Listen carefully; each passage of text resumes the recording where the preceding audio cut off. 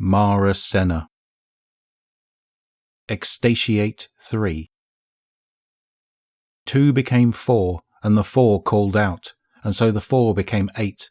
In this manner, conjured forth by their doubling, the sleepers did awaken. In time the awoken spilled across the face of the world, and their number was 40,891. They drank of the sweet rain, and they ate of the fruit of the forest, and the starlight pooled as clear oil on their skin. First of their tongues was speech, and the first of their hunting weapons was the bow. Now the awoken called out for a name to distinguish world from unworld. The 891 said to the 40,000, "Let this world be named tributary, for we dream of a great river from which we have parted." But the 40,000 were troubled, and they asked to know their antecedent, the place from which they came. "We did not awaken from the sleep that we entered," said the 40,000. "In our rest we passed through some terminus, and our atavism was severed from us. How did this happen?" So a council was called at the place where the rivers met to determine the nature and purpose of existence. Here was undertaken the first census, which counted 30,111 women, 10,295 men, and 485 otherwise. A fear arose among the awoken that the men and otherwise would be lost. Alice Lee spoke first in council, but at the urging of Aldrin, many sought out Mara for secret conclave. Among these were Keldawaj, who would be the all-teacher, and Scylla, who would be the mother of Ascilla.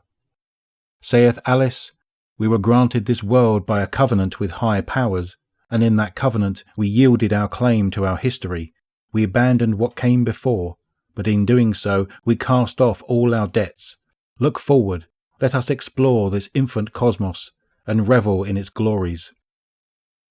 Against her spoke Awome Anne, who was of the 40,000. "We are alien here," said Awome. "We must climb up our world line, back to the place from which we came. I call for a vote."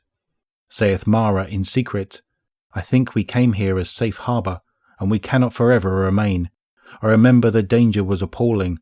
I remember we were born in death. I think we must gather ourselves carefully until the time is right." From this council there arose 8 verdicts and a 9th. First, that the people were awoken, and they were immortal. Second, that this world was tributary of another, and that it was forbidden to seek any way to rejoin the mother stream. For this reason it would be called the distributary, for that was the proper name for a river that branches from the mother and does not return.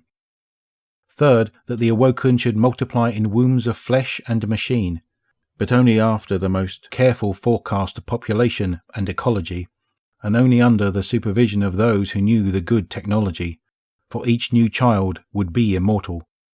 Fourth, that those wise in the good technology should be heralded and heeded, so that the U-technology could be preserved. They would be the U-techs. Fifth, that the women should hold care and protection of the men and the others until more could be born.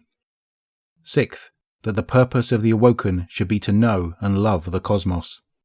Seventh, that the awoken were created out of covenant with light and darkness, but the covenant was complete, and no further debt would ever be called, except the duty of the second verdict to remain on the distributary. Eighth, that the awoken were whole in themselves, and they existed in balance. Ninth, that there would be no vote, but instead Alice Lee would be recognized as queen. Her first pronunciation was that there would be no secrets among awoken. For Alice knew of the quiet council around Mara, and although she was neither jealous nor afraid, she remembered it carefully as a spark that might catch.